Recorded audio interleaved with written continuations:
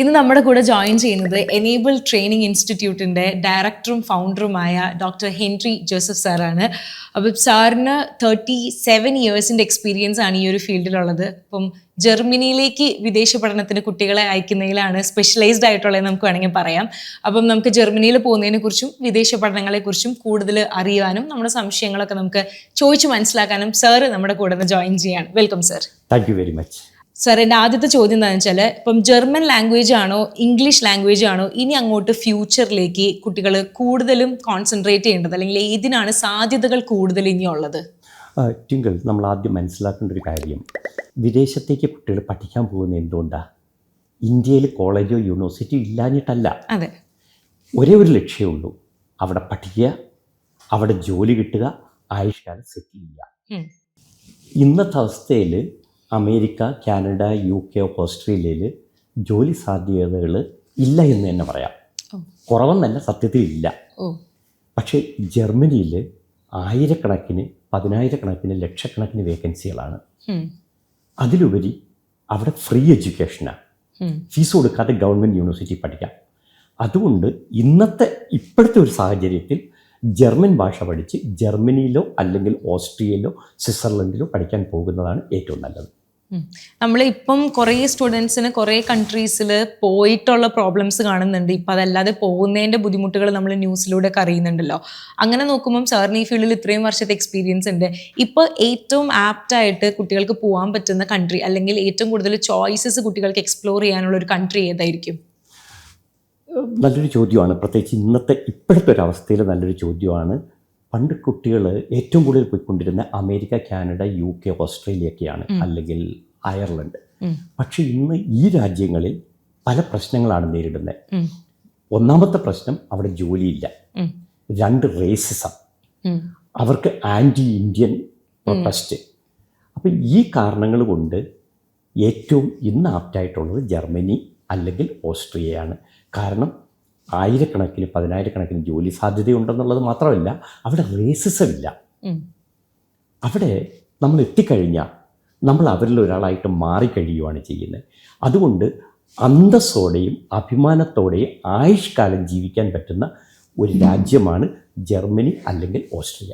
ഇപ്പോൾ ഒരു +2 കഴിഞ്ഞ് നിൽക്കുന്ന ഒരു കുട്ടിക്ക് ഇനി വിദേശത്ത് പോയി പഠിക്കണം എന്നാണെന്നുണ്ടെങ്കിൽ, ഇപ്പം ജർമ്മനിയിൽ പോയിട്ട് അവിടുത്തെ ഒരു ഗവൺമെൻറ് യൂണിവേഴ്സിറ്റി അല്ലെങ്കിൽ അങ്ങനെ ആ ഒരു കാറ്റഗറിയിൽ നമുക്ക് എങ്ങനെ ഒരു നല്ലൊരു UG കോഴ്സ് സെക്യൂർ ചെയ്യാനായിട്ട് സാധിക്കും? നല്ലൊരു ചോദ്യമാണ്. ഒരു ഇന്ത്യയിൽ +2 കഴിഞ്ഞൊരു കുട്ടിക്ക് പെട്ടെന്ന് ഒരു ഡിഗ്രി പ്രോഗ്രാമിന് ജർമ്മനിയിൽ അഡ്മിഷൻ കിട്ടില്ല. കാരണം ജർമ്മനിയിലെ ഒരു യൂണിവേഴ്സിറ്റി, അത് പ്രൈവറ്റ് യൂണിവേഴ്സിറ്റി ആകട്ടെ, അത് ഗവൺമെൻറ് യൂണിവേഴ്സിറ്റി ആകട്ടെ, ഒരു അഡ്മിഷൻ കിട്ടണമെങ്കിൽ ഏറ്റവും കുറഞ്ഞ 13 വർഷത്തെ വിദ്യാഭ്യാസം വേണം. നമ്മുടെ +2 കഴിയുന്ന ഒരു കുട്ടിക്ക് 12 വർഷത്തെ വിദ്യാഭ്യാസമേ ഉള്ളൂ. ഈ 12 വർഷത്തെ വിദ്യാഭ്യാസം വെച്ച് അവിടുത്തെ യൂണിവേഴ്സിറ്റിയിൽ അഡ്മിഷൻ കിട്ടില്ല. അപ്പോൾ അവരെന്ത് വേണം? ഒരു വർഷം ഫൗണ്ടേഷൻ അല്ലെങ്കിൽ സ്റ്റുഡിയൻ കൊളീഗ് എന്ന് പറയുന്ന ഒരു കോഴ്സ് ചെയ്യണം. ചുരുക്കി പറഞ്ഞ 13ാമത്തെ കൊല്ലം പഠിക്കണം. അത് ഫീസ് കൊടുത്ത് പഠിക്കണം. അതിന് ഫീസ് കൊടുക്കണം. അതിനുശേഷം പിന്നെ 3 വർഷം ഡിഗ്രി, 14, 15, 16 വർഷങ്ങൾ, അത് ടോട്ടലി ഫ്രീ ആണ്. അപ്പോൾ നമ്മുടെ കുട്ടികൾക്ക് ഈ 13ാമത്തെ വർഷം പഠിക്കേണ്ടതായിട്ട് വരും. ഈ 13ാമത്തെ വർഷം അവിടെ പഠിക്കുന്നതിന് ഒന്നുകിൽ ഫൗണ്ടേഷൻ എന്ന് പറയും, അല്ലെങ്കിൽ സ്റ്റുഡിയൻ കൊളീഗ് എന്ന് പറയും. അതൊന്ന് എക്സ്പ്ലെയിൻ ചെയ്തു തരാമോ? ഈ ഫൗണ്ടേഷൻ കാര്യം പറയാനുള്ളത്, ഈ ഒരു വർഷം പഠിക്കുന്ന ഈ ഫൗണ്ടേഷൻ അല്ലെങ്കിൽ സ്റ്റുഡിയൻ കൊളീഗിന് നമ്മൾ ഫീസ് കൊടുത്ത് പഠിക്കേണ്ടതായിട്ട് വരും. അതിനുശേഷം പിന്നെ 3 വർഷമാണ് ഡിഗ്രി, അത് ടോട്ടലി ഫ്രീ ആണ് ഗവൺമെൻറ് യൂണിവേഴ്സിറ്റിയിലാണെങ്കിൽ. അതല്ല, നമ്മളൊരു പ്രൈവറ്റ് യൂണിവേഴ്സിറ്റിയിലാണ് പഠിക്കുന്നതെന്നുണ്ടെങ്കിൽ, പ്രൈവറ്റ് യൂണിവേഴ്സിറ്റിയുടെ പ്രത്യേകത ഇംഗ്ലീഷിൽ വേണമെങ്കിലും പഠിക്കാം. അതിന് 4 വർഷവും ഫീസ് കൊടുത്ത് പഠിക്കണം. അത് നല്ല എക്സ്പെൻസീവാണ്. ഏകദേശം ഒരു 80 ലക്ഷം രൂപ ചിലവ് വരും. ഈ ഫൗണ്ടേഷൻ അല്ലെങ്കിൽ സ്റ്റുഡിയൻ കൊളീഗ് അങ്ങനെ തന്നെയല്ലേ പറയാ? സ്റ്റുഡിയൻ കൊളീഗ്. ഇത് നമ്മളൊരു കുട്ടി ഇപ്പോൾ അവിടെ ചെന്ന് പഠിക്കുകയാണെന്നുണ്ടെങ്കിൽ എന്തായിരിക്കും അതിൽ പഠിക്കുന്നുണ്ടായിരിക്കുക? അപ്പോൾ ഗവൺമെൻറ് യൂണിവേഴ്സിറ്റിയിലാണെന്നുണ്ടെങ്കിൽ അതിന് പേ ചെയ്യേണ്ടി വരും. പിന്നെ 3 വർഷം UG എഡ്യൂക്കേഷൻ ഫ്രീ ആണെന്ന് പറഞ്ഞു സാർ. അപ്പോൾ ആ ഒരു ഫൗണ്ടേഷൻ കോഴ്സ് ആക്ച്വലി എന്താണ്, എങ്ങനെയാണെന്നൊന്ന് പറഞ്ഞുതരാമോ? ഈ ഓരോ ഫൗണ്ടേഷനും ഡിഫറെൻ്റ് ആണ്.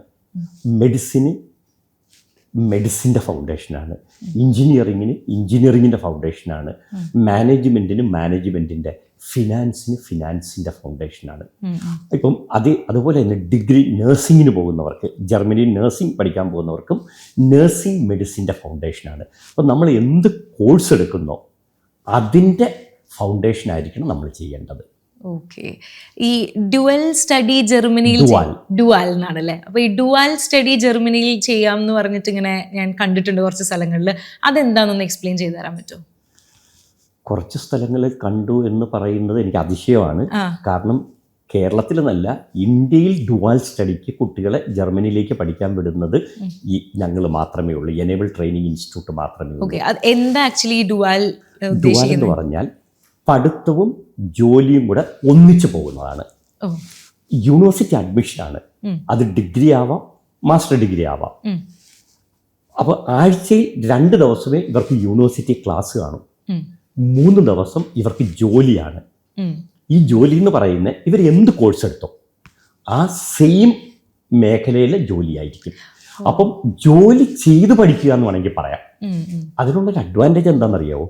ഇവർക്ക് ഏകദേശം 1500 മുതൽ 2000 യൂറോ ഓരോ മാസവും സ്റ്റൈഫൻഡ് കിട്ടും. അതായത് ഇന്ത്യൻ രൂപയിൽ 1.5 ലക്ഷം മുതൽ 2 ലക്ഷം രൂപ പഠിക്കുന്ന സമയത്ത് എല്ലാ മാസവും സ്റ്റൈഫൻഡ് കിട്ടും. പഠിക്കുന്നതിന് ഒന്നും കൊടുക്കണ്ട. എനിക്കിതിലൊരു ഇൻട്രസ്റ്റിംഗ് ഇതായിട്ട് തോന്നിയത്, യൂഷ്വലി വേറെ കൺട്രീസിൽ നമ്മൾ പോകുന്ന സമയത്ത് ഈ പാർട്ട് ടൈം വർക്ക് ചെയ്യുക എന്ന് പറയുന്നത് എൻറ്റയർലി വേറെ ഫീൽഡിൽ, ഇപ്പോൾ ഈ പറയുന്ന ഏതെങ്കിലും ഒരു ബർഗർ ജോയിന്റിലോ അല്ലെങ്കിൽ അങ്ങനെ എന്തെങ്കിലുമൊക്കെ ആയിരിക്കും. ഇത് നമ്മൾ ഏത് കോഴ്സിനാണോ പോയത് അതിനോട് തന്നെ ചേർന്ന് പോകുന്ന ഒരു ജോലി നമുക്ക് ചെയ്യാൻ പറ്റും പാർട്ട് ടൈം ആയിട്ട്.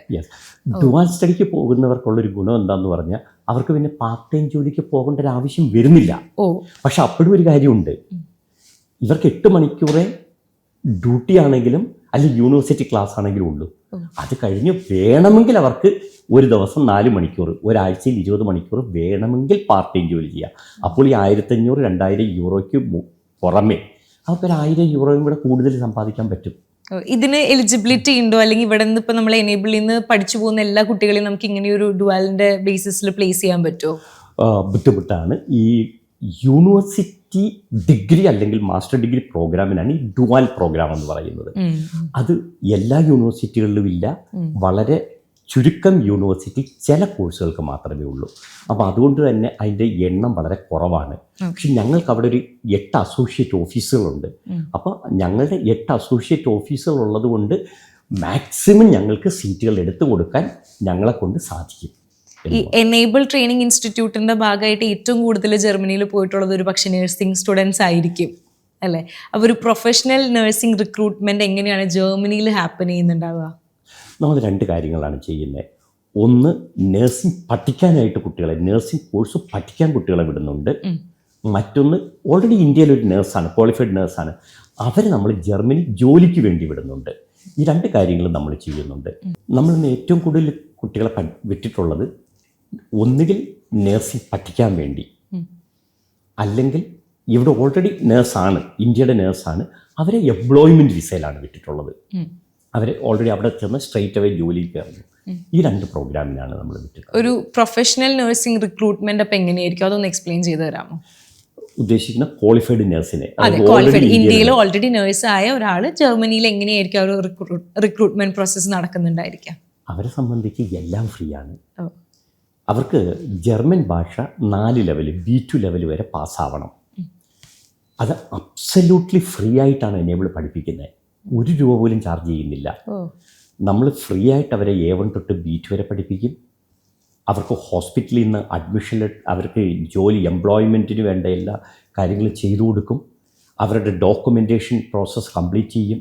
അവരുടെ സർട്ടിഫിക്കറ്റുകൾ കംപ്ലീറ്റ് ട്രാൻസ്ലേറ്റ് ചെയ്യണം ജർമ്മൻ ഭാഷയിലേക്ക്. എന്നിട്ട് അത് എംബസിയെ കൊണ്ട് അറ്റസ്റ്റ് ചെയ്യണം.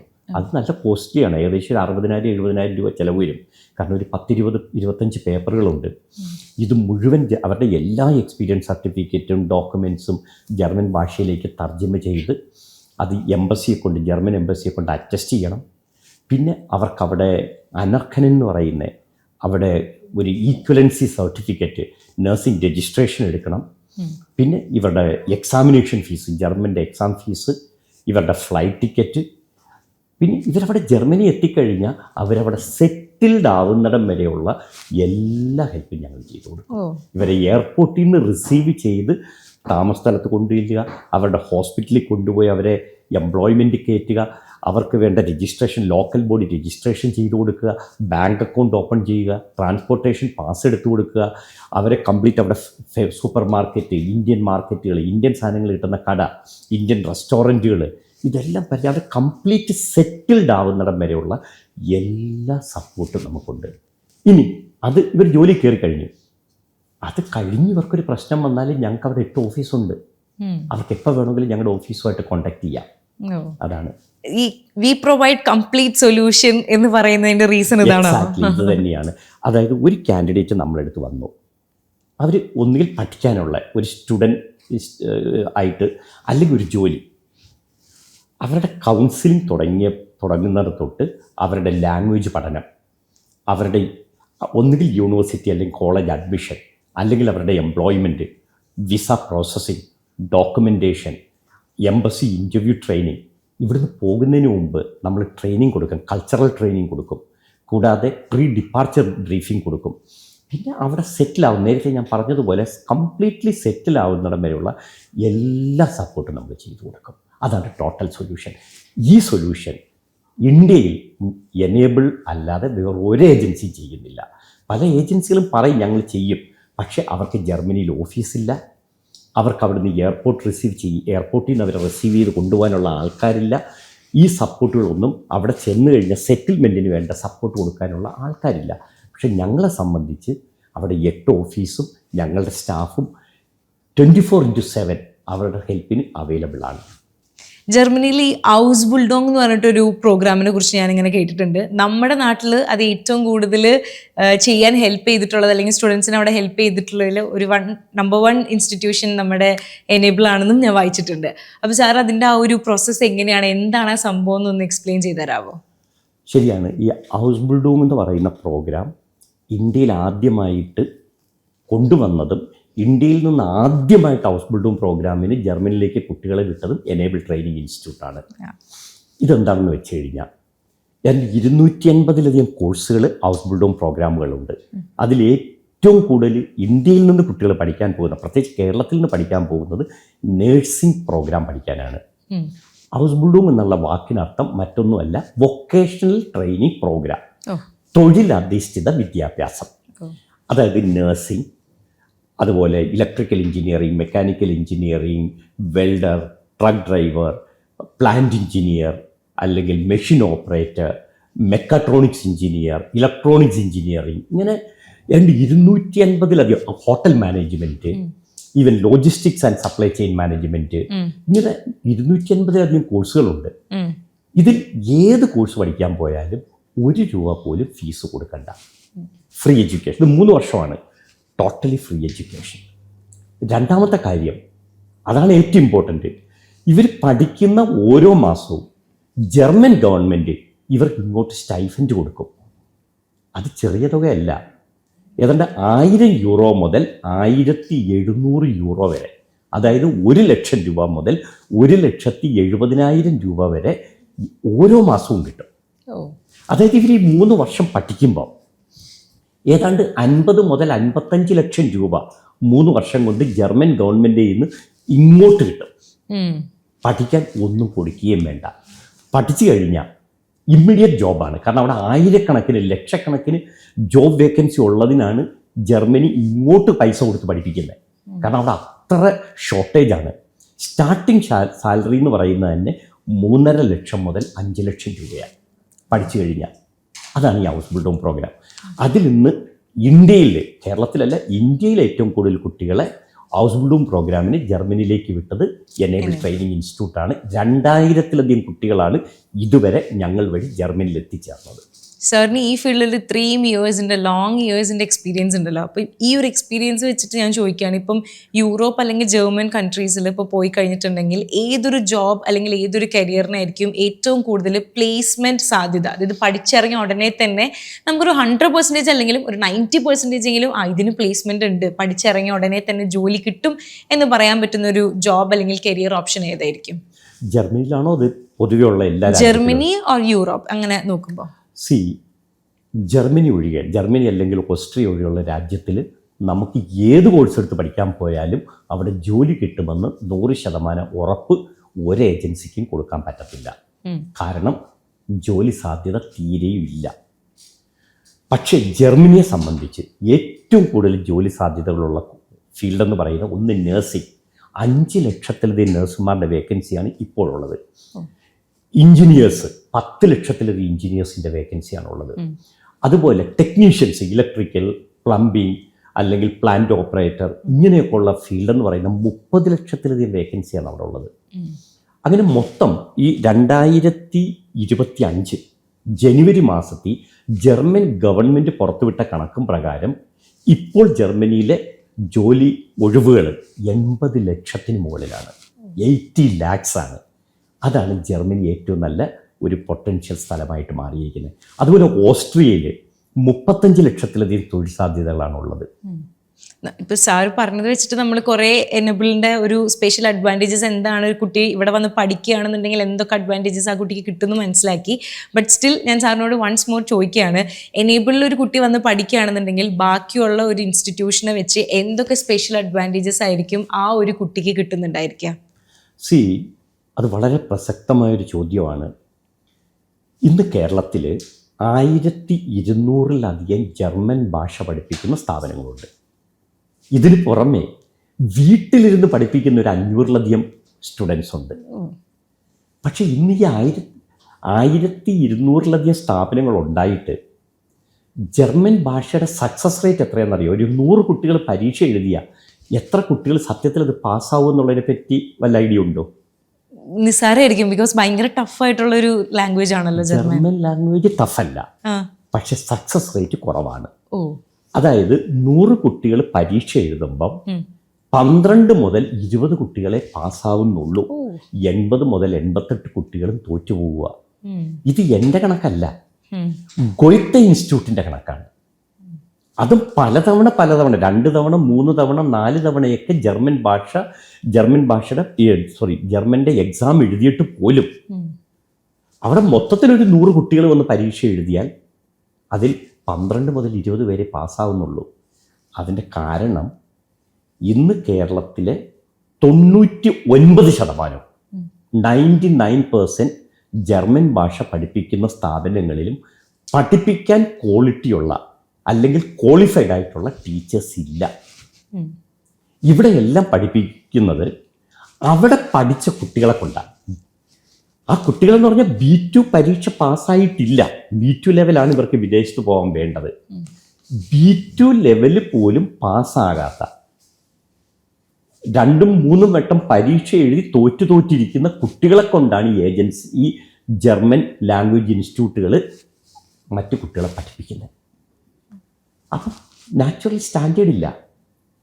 പക്ഷെ എനേബിളിൻ്റെ സക്സസ് റേറ്റ് 98% ആണ്. ഞങ്ങളുടെ ഇൻസ്റ്റിറ്റ്യൂട്ടിൽ പഠിക്കുന്നൊരു കുട്ടി 100 കുട്ടികൾ പരീക്ഷ എഴുതിയ ഒരു 80 മുതൽ 85 കുട്ടികളും ഫസ്റ്റ് പരീക്ഷ തന്നെ പാസ്സാവും, ഫസ്റ്റ് അറ്റംപ്റ്റിൽ തന്നെ. ബാക്കിയുള്ള കുട്ടികൾ സെക്കൻഡ് അറ്റംപ്റ്റ്, തേർഡ് അറ്റംപ്റ്റിൽ. അതായത് ഞങ്ങളുടെ ഇൻസ്റ്റിറ്റ്യൂട്ട് ഒരു 100 കുട്ടികൾ വന്നിട്ടുണ്ടെങ്കിൽ അതിൽ 98 പേരും ജർമ്മനിയിലെത്തും. പക്ഷെ ഇന്ന് കേരളത്തിലെ മറ്റ് ഇൻസ്റ്റിറ്റ്യൂട്ടുകളിൽ പഠിച്ചാൽ 100 കുട്ടികൾ പഠിച്ചാൽ അതിൽ 12 മുതൽ 20 പേരെ ജർമ്മനിയിൽ എത്താൻ സാധിക്കുന്നുള്ളൂ. 80 മുതൽ 88 കുട്ടികളുടെ ഒരു വർഷത്തെ ലൈഫും അവരുടെ പൈസയും അവരുടെ സ്വപ്നവും നഷ്ടപ്പെട്ടു പോവുക. ഈ പഠിപ്പിക്കുന്നതിലപ്പം കാര്യം ഉണ്ട്. ഒരു നല്ല ഒരു ക്വാളിഫൈഡ് ടീച്ചർ വേണം നമുക്ക്. അതാണ് അതിൻ്റെ ബേസ് ലെവലിലെ. ഇപ്പോൾ ഈ ഒരു C1 C2 ക്വാളിഫൈഡ് ടീച്ചറും B1 B2 ലെവൽ ടീച്ചേഴ്സും തമ്മിലുള്ള ഒരു ഡിഫറൻസ് എന്താണ്? B2 എന്ന് പറയുന്നത് 12ാം ക്ലാസ് എന്നാണ്. ജർമ്മൻ ഭാഷയുടെ 12ാം ക്ലാസ്സിൻ്റെ ലെവലാണ് B2.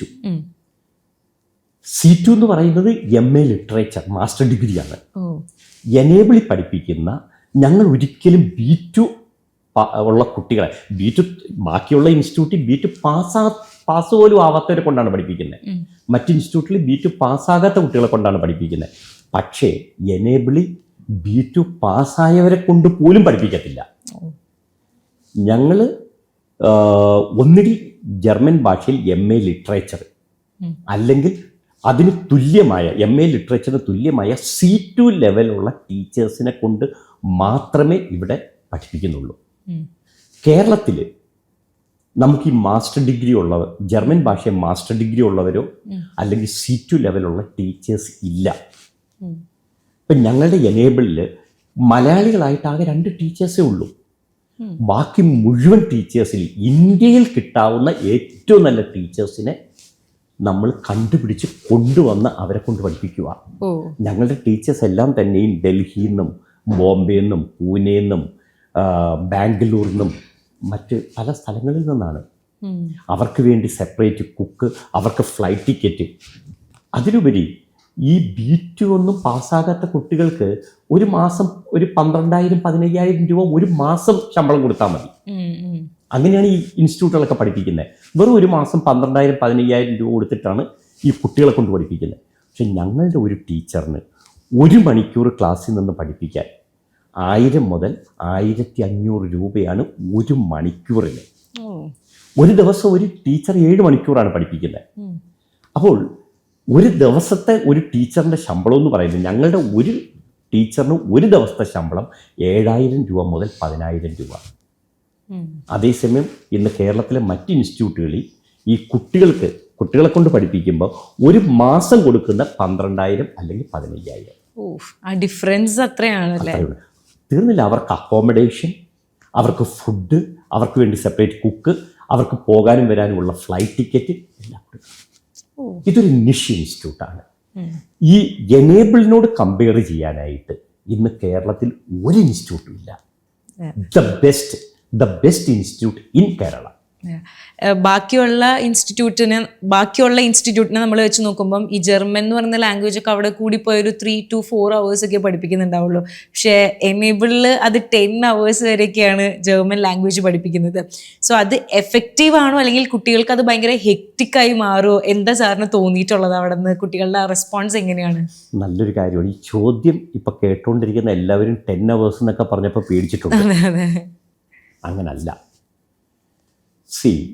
സാധാരണ ഇൻസ്റ്റിറ്റ്യൂട്ടുകളിൽ 2 മണിക്കൂറാണ് ഒരു ദിവസം ക്ലാസ് കൊടുക്കുന്നത്, അല്ലെ മാക്സിമം 3 മണിക്കൂർ, അത്രയേ ഉള്ളൂ.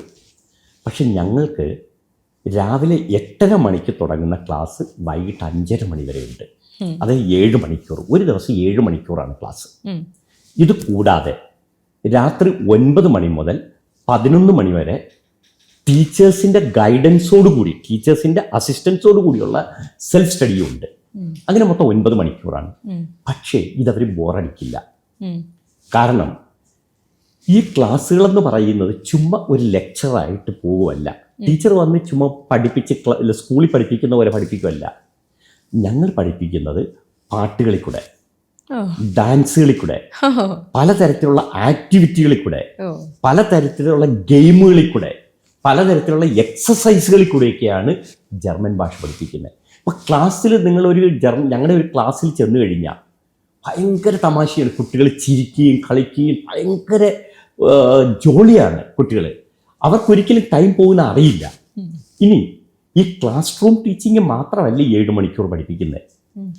ഞങ്ങൾക്ക് ആർട്ടിഫിഷ്യൽ ഇൻ്റലിജൻസ് ബേസിൽ ജർമ്മൻ ഭാഷ പഠിക്കുന്ന ഒരു സ്പെഷ്യൽ സോഫ്റ്റ്വെയർ ഉണ്ട്. അത് ഇന്ത്യയിൽ ഞങ്ങൾക്ക് മാത്രമേ ഉള്ളൂ, വേറെ ആർക്കും ഇല്ല. കേരളത്തിലുമില്ല, ഇന്ത്യയിലുമില്ല. ഈ സോഫ്റ്റ്വെയർ ഉപയോഗിച്ച് ഇവർക്ക് ക്ലാസ്സിൽ ഇന്ന് എന്ത് പഠിപ്പിച്ചോ അല്ലെങ്കിൽ ഇതിന് മുൻപ് എന്തൊക്കെ പഠിപ്പിച്ചോ അതവർക്ക് പഠിക്കാൻ പറ്റും. അതിൽ സ്പീക്കിംഗ്, ഈ ആർട്ടിഫിഷ്യൽ ഇൻ്റലിജൻസ് സോഫ്റ്റ്വെയറിൽ speaking, reading, writing, listening, grammar, vocabulary, കൂടാതെ എക്സാമിൻ്റെ പ്രിപ്പറേഷൻ, ഇതെല്ലാം ചെയ്യാൻ പറ്റും. അതുകൊണ്ട് തന്നെ ഞങ്ങൾക്കൊരു വലിയ കമ്പ്യൂട്ടർ ലാബുണ്ട്. ഒരേ സമയം 120 കുട്ടികൾക്കിരുന്ന് പ്രാക്ടീസ് ചെയ്യാവുന്ന ഒരു വലിയ കമ്പ്യൂട്ടർ ലാബ്. ഇന്ന് കേരളത്തിൽ വേറെ ഒരു ഏജൻസിക്കും കമ്പ്യൂട്ടർ ലാബില്ല. ആ കമ്പ്യൂട്ടർ ലാബിലാണ് ഈ ആർട്ടിഫിഷ്യൽ ഇൻ്റലിജൻസ് ബേസ്ഡ് ജർമ്മൻ ഭാഷയുടെ സോഫ്റ്റ്വെയർ ഇൻസ്റ്റാൾ ചെയ്തിരിക്കുന്നത്. അത് മലയാളത്തിൽ നിന്ന് ഇവർക്ക് വേണമെങ്കിൽ ജർമ്മൻ പഠിക്കാം, ഇംഗ്ലീഷിൽ നിന്ന് ജർമ്മൻ പഠിക്കാം, ഹിന്ദിയിൽ നിന്ന് പഠിക്കാം. അതാണ് പ്രത്യേകത. അപ്പോൾ ഇവർക്ക് ഒരു ദിവസം 1 മണിക്കൂർ 1.5 മണിക്കൂർ ഈ കമ്പ്യൂട്ടർ ലാബിൽ അവർ ഇൻട്രാക്ട് ചെയ്തൊരു ഗെയിം കളിക്കുന്ന പോലെ, ഒരു മിക്കി മൗസ് കളിക്കുന്ന പോലെയാണ് അതിനകത്ത് പഠിക്കുന്നത്. അപ്പോൾ അവരൊട്ടും ബോറടിക്കില്ല.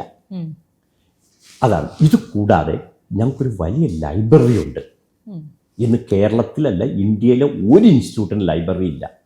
ഞങ്ങൾക്ക് ആയിരക്കണക്കിന് ബുക്കുകളുള്ള ഒരു വലിയ ലൈബ്രറി ഉണ്ട്.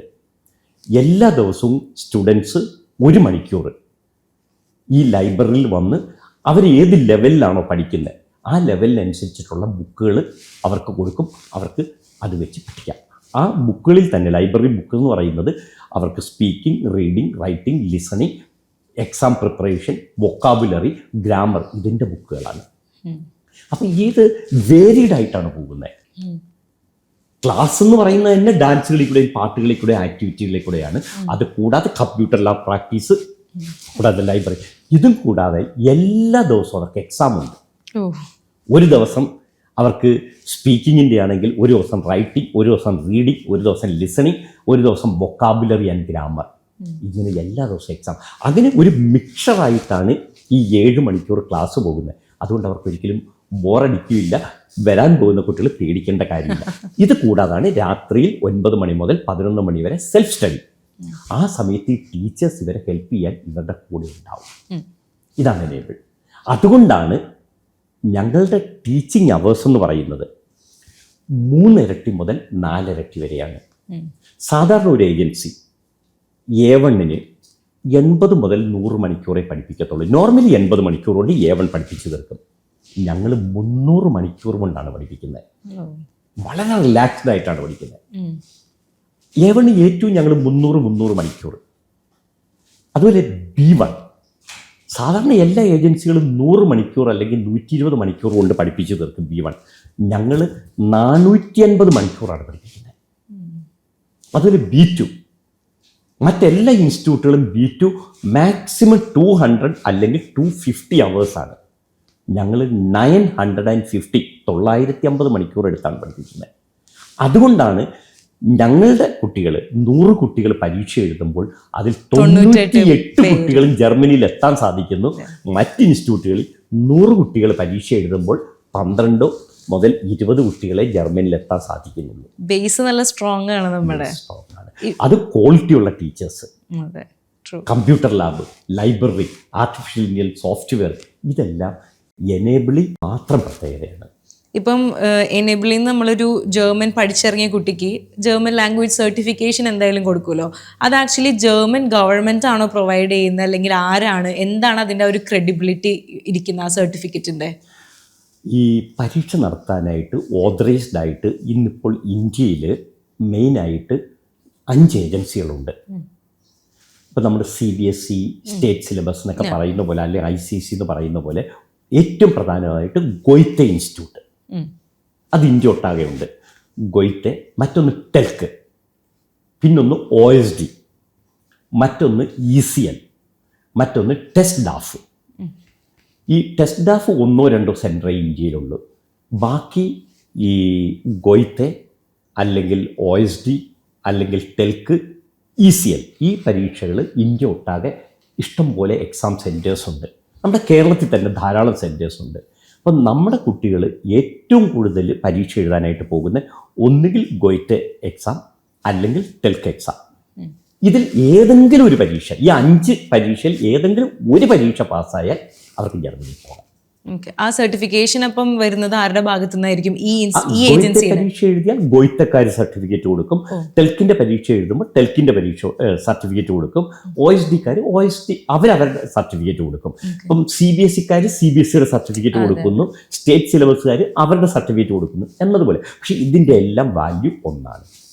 ജർമ്മനി പോയി കഴിഞ്ഞാൽ ഇതെല്ലാം സെയിം തന്നെയാണ്, ആ സർട്ടിഫിക്കേഷൻ വാല്യൂ ആൻഡ് ക്രെഡിബിലിറ്റി. ഇത് ബേസിക്കലി നമ്മൾ ഈ B2 എക്സാം പാസ്സായി സർട്ടിഫിക്കറ്റ് കിട്ടുക എന്നുള്ളതല്ല പ്രധാനം. എല്ലാ ഇൻസ്റ്റിറ്റ്യൂട്ടുകളും പറഞ്ഞു പഠിപ്പിക്കുന്നത് ഞങ്ങളെടുത്ത് വന്നാൽ നിങ്ങൾ B2 പാസ്സായി സർട്ടിഫിക്കറ്റ് കിട്ടുമെന്നാണ് പറയുന്നത്. അതാണ് പറഞ്ഞാൽ അട്രാക്ട് ചെയ്യുന്നത്. ഞങ്ങൾ പറയുന്നത് അതല്ല. B2 എന്ന് പറയുന്ന ഒരു സർട്ടിഫിക്കറ്റ്, പരീക്ഷ എഴുതി കിട്ടുന്ന ഒരു സർട്ടിഫിക്കറ്റ്, അത് ജസ്റ്റ് വിസയ്ക്ക് കൊടുക്കാൻ വേണ്ടിയും അവർക്ക് അവിടെ അഡ്മിഷൻ കിട്ടാൻ വേണ്ടിയിട്ടുള്ള ഒരു പേപ്പർ മാത്രം. അതല്ല ഇമ്പോർട്ടൻറ്റ്. നമ്മൾ ജർമ്മൻ ഭാഷയിൽ നല്ല നിലവാരത്തിലെത്തുക.